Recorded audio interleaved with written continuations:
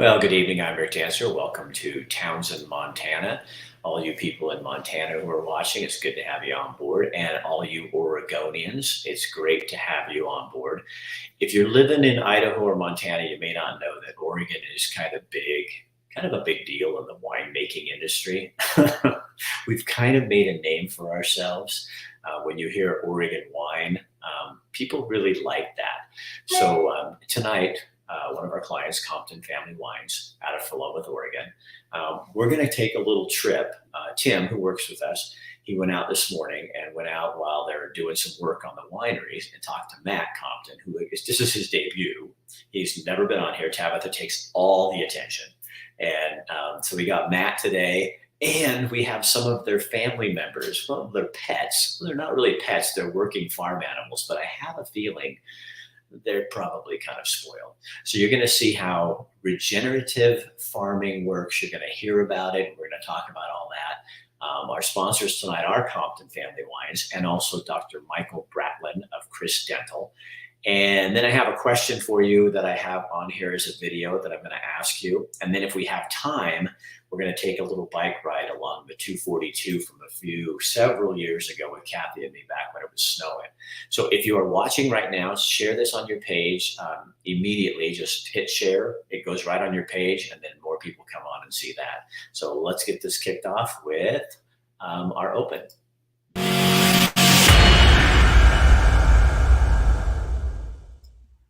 Tabitha, I love that open. Is that fast and furious? It's just like to the point, Awesome. Get her done.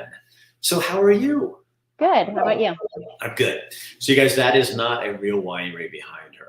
That is a painting in their winery in Philomath, Oregon. So this time of year, what is it pretty busy in the wine industry? Is this kind of the time when you're getting, because is that the time when you start harvesting? Right. Yeah. This year will be close end of October, November. We might be still wrapping things up when the Christmas trees are getting done this year. Everything is so late. Are the grapes late this year? Yeah. We're at least 2 weeks behind. Why is that? We had that frost that hurt us right as we had bud break. So that was really difficult. Well, actually, yeah, it was right at bud break. Yep. So then that's going to bring down our yields and make things go slower. And then we also had some rain a couple of months ago. So but what we have looks good.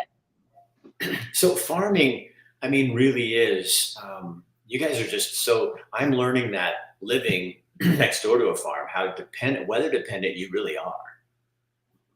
Yeah. We always say, ain't farming fun.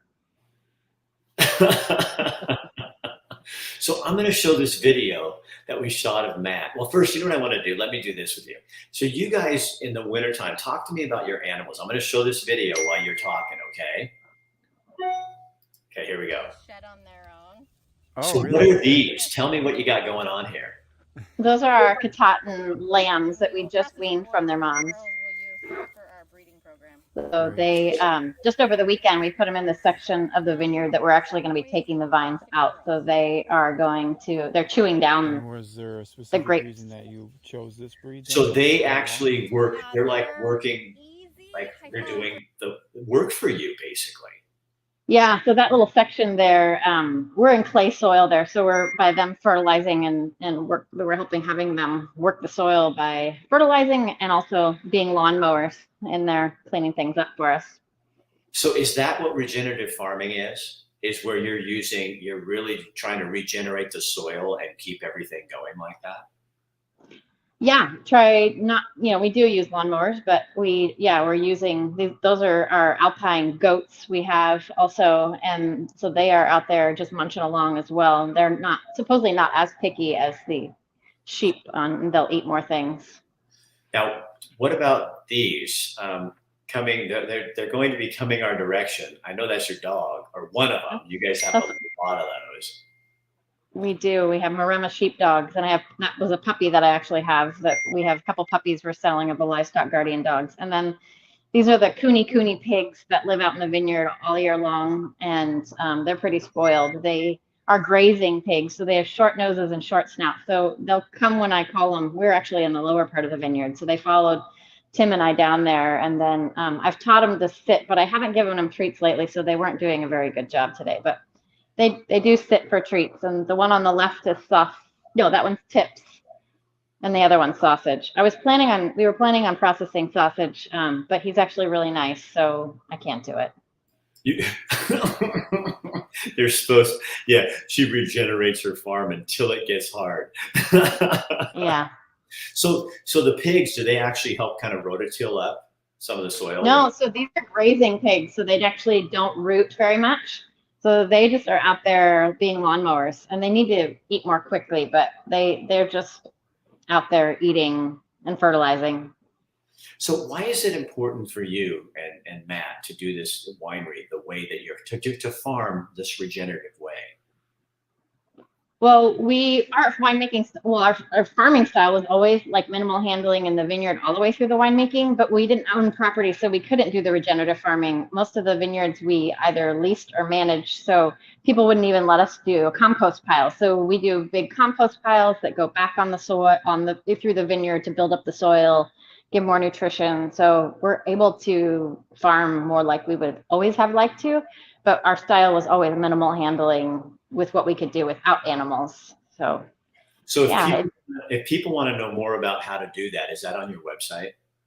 I have a little bit about regenerative farming. Yeah, there's a section on our website called Farm, and I've got information about the sheep. We're actually selling the meat. They're called locker lambs. So we'll be selling the lambs for people to process and have for their own meat. And actually 4-Star Meats down in Eugene is going to be doing the processing at the end of January for us. Give them a little plug. But yeah, there's a lot of little pieces we do with that. And then the Maremma sheepdog puppies that I have, and the pigs are just kind of fun, but they're supposed to be useful as well. But those pigs, also the interesting thing is they're lard pigs. So that they have short noses and short snouts, and they're grazing pigs, but they're also lard pigs. So when you do process them, they're more like a prosciutto and heavy fat yield. Oh, wow. So I noticed Tim, I didn't put it on to embarrass him, but I will now. I noticed he thought the sheep were goats because they do kind of look like a goat, but I raised goats, so I know the difference. But how do you know, how can people, you have an easy way for people to tell a goat from a sheep? Yeah, a goat has their tail up and a sheep has their tail down. They hang up or they hang down. Yeah. And sheep, do you cut the sheep? Why do they cut the sheep's tail off? Some people. Yeah, ours are haired sheep, so we don't do anything with them. We don't have to shear them or anything. They shed naturally on their own, so we just leave them alone and we don't dock their tails. So they do look funny with their long tails, but I think it's cute. And my sheep are super spoiled. They know their names, they get brushed, they get treats. I never had sheep and goats before. I was a horse person, and I can't believe how much personality, and they're really quite smart, but I do spend a lot of time with them too. I love my goats. I thought goats were smart, and people always act like they're not. But I had Nubians, and man, they were Nubians. I want a Nubian too. They would follow us, and like we go on hikes, and we had like 10 of them, and they'd follow us along if you get out of their reach, they're not happy. I mean, because ours were humanized. You have to take the babies away, feed them, and then they become, friendlier to you. If you don't do that, you won't have them. They won't follow you around or anything like that. Now, I don't have video of your dogs. I got it, but I didn't have it in time to put it out here. So what are these dogs that you raise? They're livestock guardian dogs. They're Maremma sheepdogs that are kind of a rare breed. They've actually been one of the longest livestock guardian dogs that have been around. They're from Italy. And so there's not actually a lot that I've found in the United States. I mean, there are some, but it's kind of a rare breed. They look like a Great Pyrenees, but they actually bark less than is what I've understood. They only bark when it's really necessary. So, but they live outside. They're born in the barn. They're out working all the time. I was telling Tim, my male dog, his name is Milo, and he's out with the lambs at night, and he's fine being out there by himself. I have an indoor dog that has separation anxiety, and I just never, she's a hot mess, but he is just stoic, and he's like the king of the farm. So do you sell Do you breed them at all, or with puppies and stuff? This is our first breeding, so we have a couple puppies left to sell. Yeah, the puppies that have left have been on. They've gone to pig farms and horse farms and sheep, goats also. That is so awesome. I think that is so cool. So now you guys also raise sheep. So in terms of me wanting, if I wanted to buy lamb for meat, do you guys sell stuff like that? Yeah, we have on our website. We're just getting organized with selling the lambs too to be processed. And like I said, it's at the end of January, so we're doing reservations for the meat too. So you can get a whole lamb or a half lamb. So a whole, like if you think of space in the freezer, it's about 2 grocery bags full of meat for a whole lamb. So it's manageable, but it also in this world where we don't have a lot of food, it might be a good option to fill your freezer. Yeah, and a variety. We have a half a beef in our freezer out here. And I was just saying to Kathy the day she was going, "Oh, I got to get some meat out." I said, "Man, aren't you glad we have that? Because right now, the way things are going, we went to the store yesterday, and this lady turned around to Kathy at Winco, and she looked at her and she said, 'Weren't these eggs like a $1.97 last week?' And Kathy goes, 'Yeah.' And they were like $3.90 for eggs." So Angela's on here, and she says, "I've always wanted to try lamb." Oh, I like lamb. Yeah, no, you should try this. So let's go. I want to show Matt. So you guys, I want you to see. This is Matt. This is the other half of this vineyard, and Matt has talked with Tim today, and he's out doing exactly what they would normally be doing this time of year. Well, 2 weeks ago, but this time of year, basically out of the vineyard. So watch this. Back Compton with Compton Family Wines, Philomath-Oregon. We're at our state vineyard. Right now, we're working on the Pinot Blanc. Right now we're in what is this, July 20th of 2022. So we're in the middle of summer pruning right now. So the grapevines are growing. We had the spring was very wet, a lot of moisture in the ground, so the vines are going to be very vegetative this year. So we're conquering all that vegetative growth that they want to have this year to focus on the fruit, which is down here. So we had fruit. We had bloom in early July, and which is rather late for us. That's about 2 weeks later than normal. But right now you can see we have good fruit set, nice clusters. So we had a good bloom. We had a spring frost, which set us back, made us late this year, and also lowered our crop. But we had a good bloom, so the good news there is that it's going to help us have a good crop. But again, back to that that wet spring, we're going to have a lot of vigorous growth this year. So I just went through and did some hedging. Then the next thing we're going to do is we're going to do a little bit of leaf pulling too. So we'll pull leaves and open up the fruit zone. And it's not so much that we're trying to get sunlight on it, but we're trying to keep it the good airflow going. Our one pest that we have to fight is powdery mildew. And so we need good airflow and to help prevent powdery mildew from growing. We're just coming off July is the main time where we're really combating that, so we got to keep a nice tight canopy growth. So yeah, all the fruit that for the most part that you see will be ripening, probably will be harvesting in late October this year. As these berries will develop, they'll continue to grow and become more fuller of a cluster. And once we achieve the proper sugar levels, then we will be harvesting.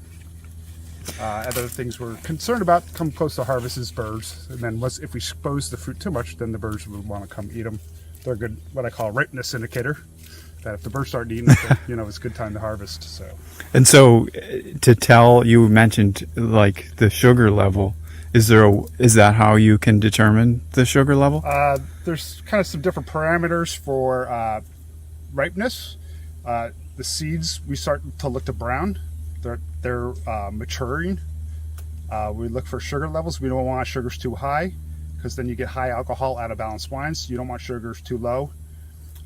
So you're looking for we tend to pick around 23 bricks or so.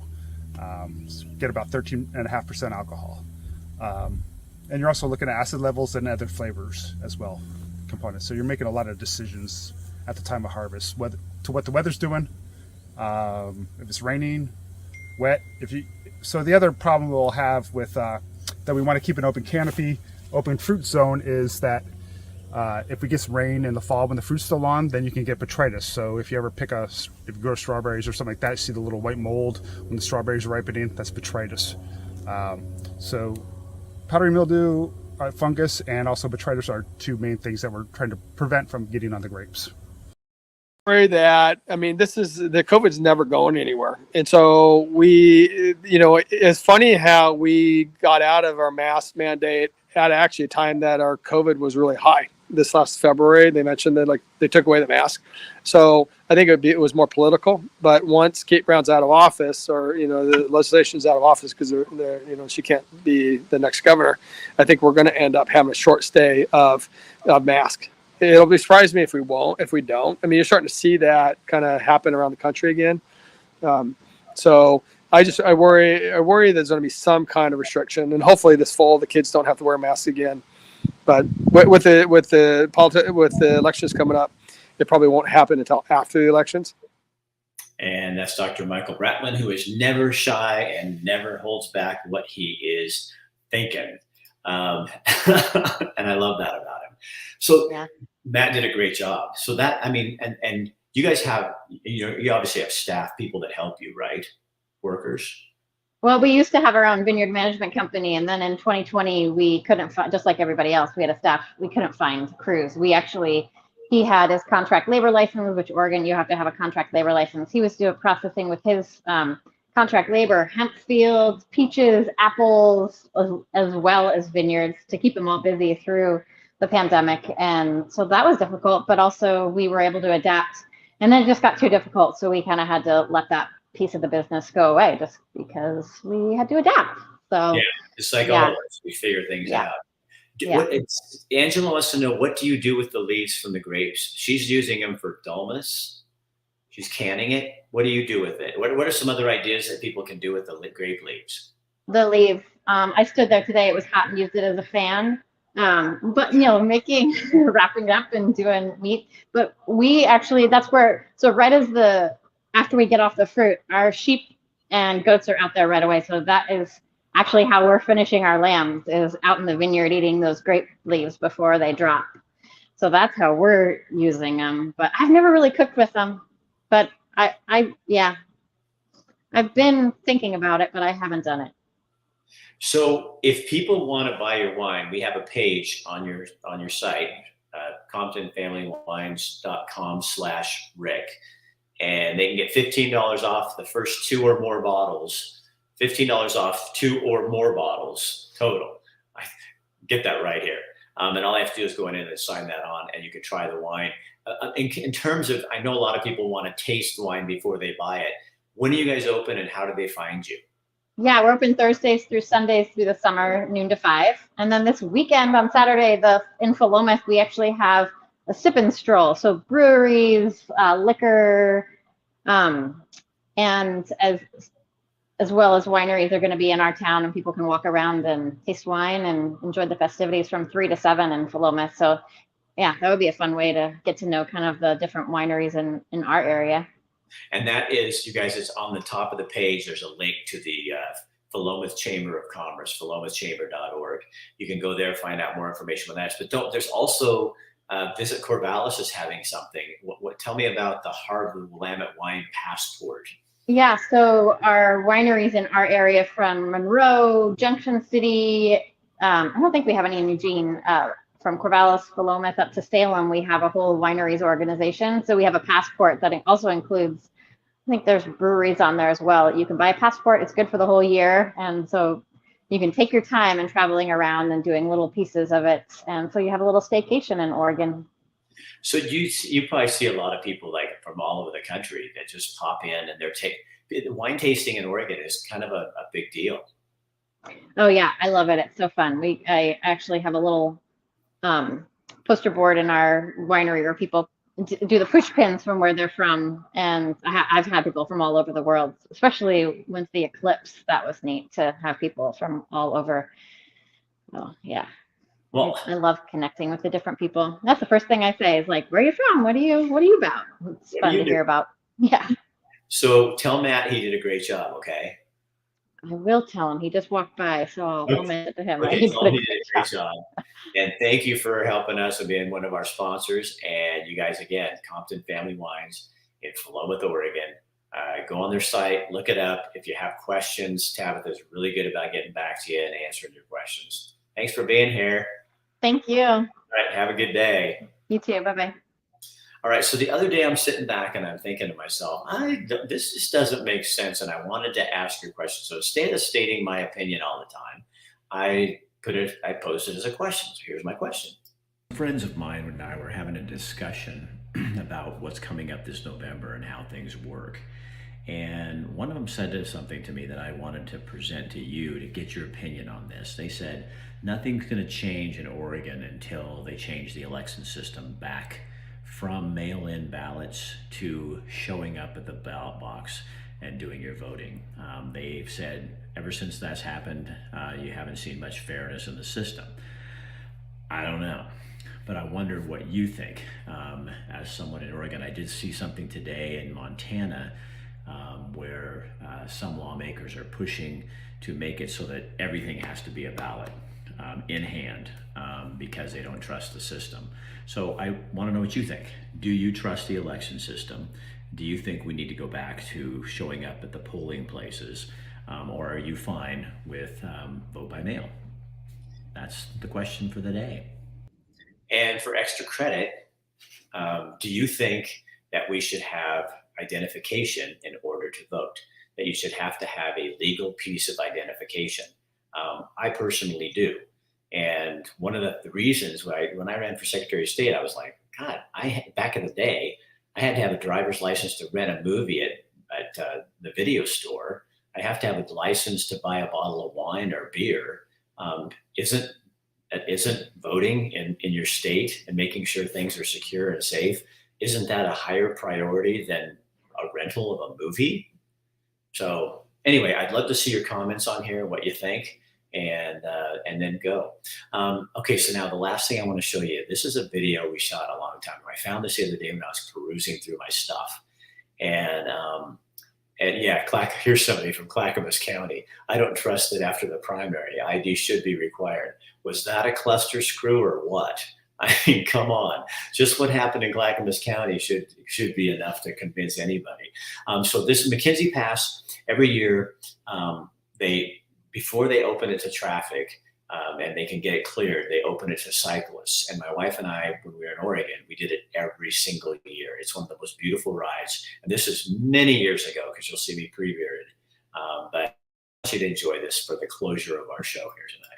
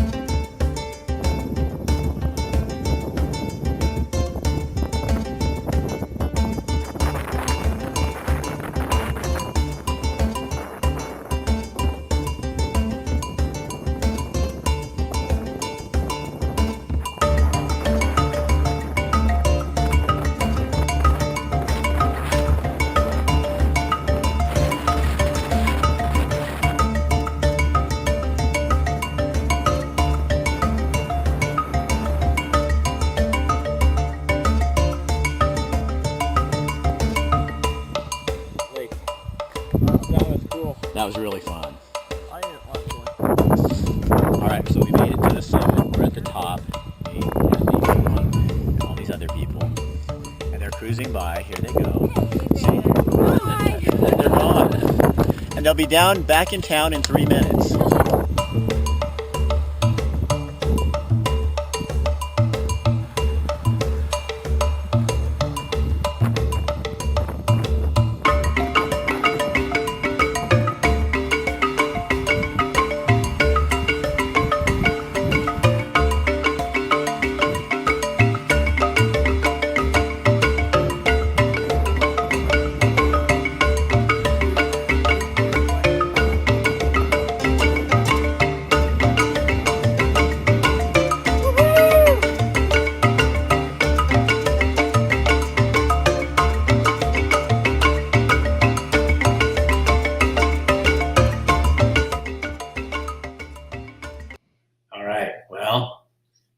found something I missed. I just besides worry. you. Whoops, besides you guys. That. I don't miss a lot about Oregon, but I miss you, and I do miss that. Yeah. I don't think I'm going to show that to my wife. She misses riding her bike right now so much. But yeah, and for all you people who come on and say I bash Oregon, I don't bash Oregon. I love Oregon. I'm from Oregon. I'm a native Oregonian. What I hate is the politics, the bullshit, and the control that we've allowed our government to have over us in Oregon. And I'm here so that I can pick and knit and push and prod and get that to change so that everybody in Oregon has a voice, not just you, and not just the people in power, and not just the people who agree with the current narrative. Because guess what? Everybody else doesn't agree with you, and they're going to push back. And I had to come here to push. But that's how I do it. And if you don't agree with that, it's really none of your business. But I don't love Oregon. Screw you. You have no clue. That video makes me remember how much I do love Oregon. But guess what? I have a new love. And her name is Montana. Have a good night. We'll see you tomorrow. We're going to talk timber tomorrow. We're going to talk about fires. We're going to talk about how stupid it is the way Oregon will not actually manage climate change by using a natural process like growing trees, and how when you allow trees to sit on the forest, which is the current policy, and they burn up in a fire, that puts more carbon in the air, which is exactly what you don't want in the air. At least you say you don't want it, but I guess you want everything done your way, not the way that really works. So we're going to talk about that, and we're going to show you some projects that this timber company in Oregon has put together. They're building the first 18-story wood structure skyrise because it's now legal, because they can do it so well. And guess what? You want to talk about carbon? You want to talk about climate change? Well, when you use timber and wood products, that's the most natural thing you can do, because that timber is a carbon filter and it's a carbon sequesterer. It stores it. And if you were to make that same building out of concrete and steel, you'd be using so much of the carbon footprint that it's not even funny. So yeah, I'm in Montana to help educate you about how this stuff really works, because it's time to change the narrative and start doing things the regenerative way, the way that God intended it to be done. You manage it. God, I'm having fun. Yeah. Oregon, boy, you got me. I love you, but I just can't take you too long.